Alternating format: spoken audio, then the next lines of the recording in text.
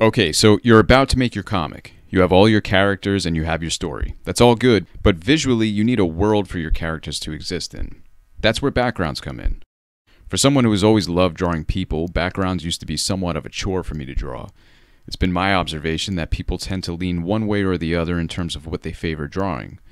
It seems most people who like to draw expressions and body language often have a harder time drawing stuff like cars and buildings, whereas people who are inclined to draw up more inanimate objects and environments are less interested in drawing the figure or facial expressions. And then you have your rare phenomenons like Kim Jung-gi, who draws every aspect of life with precision and expertise. So assuming you're not Kim Jung-gi, I thought I'd show you how I go about drawing backgrounds in comics. And not only how I draw them, but how I get excited about drawing them as well.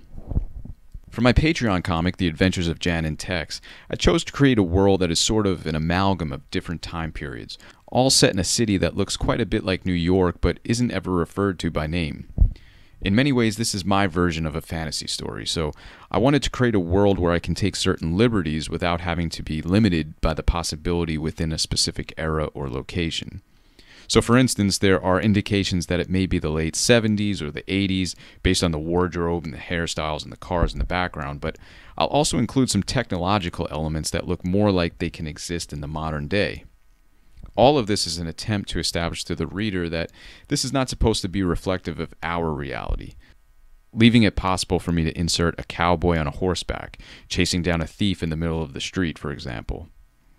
Although I'm trying to create a unique world, I still need the backgrounds to represent clearly the vision I have in mind.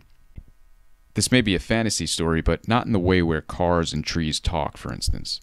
That being said, it's my responsibility to represent that world visually without having to explain it. Even though I have a clear vision of how I want the environment to look, I'm not about to just draw it straight out of my head. In order to bring these background elements to life and set the stage, I start to do research and collect some visual inspiration. This is the part of the process that helps me get excited about spending time on the backgrounds. It's at this point where I almost feel like a scouting location director for a film or a TV commercial. I start to collect a mixture of both photographs and drawings to get the inspiration going, which will hopefully inform my drawings and make my world that much more convincing to the reader. I use the photographs as a way of making sure I'm drawing something accurately, especially if I want that thing to look like it's from a particular time period. This helps specifically with cars or things like payphones, which you don't really see too much anymore. Then, because I conveniently set the story in a nondescript time period, I can choose to take liberties here and there as to what I want to throw into the backgrounds and what I want to leave out completely.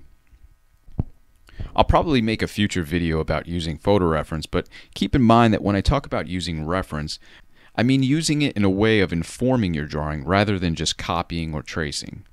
For instance, if I'm using reference to help me draw a building more accurately, I'm often using a variety of different photos and taking cues from a certain piece in one photo, another piece in a different photo, and so on. This helps me create something new and original while making sure I include specific visual elements that will help it make more sense to the reader. I also love looking at photos from different eras throughout history, so this is actually a really enjoyable part of the process for me, and it really gets me pumped to want to draw backgrounds. Another thing I like to do to get me in the mental framework of drawing backgrounds is look at how other artists treat backgrounds.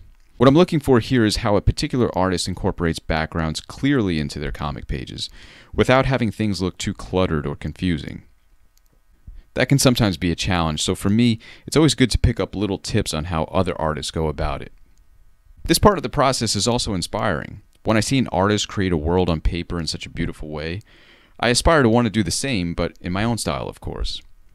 So, similar with the photo reference, I'll also create files and folders of various comic artists dealing with backgrounds in a way that I feel like I can learn from and get inspired by. So as you can see, there's a bit of prep work that goes into creating backgrounds for me.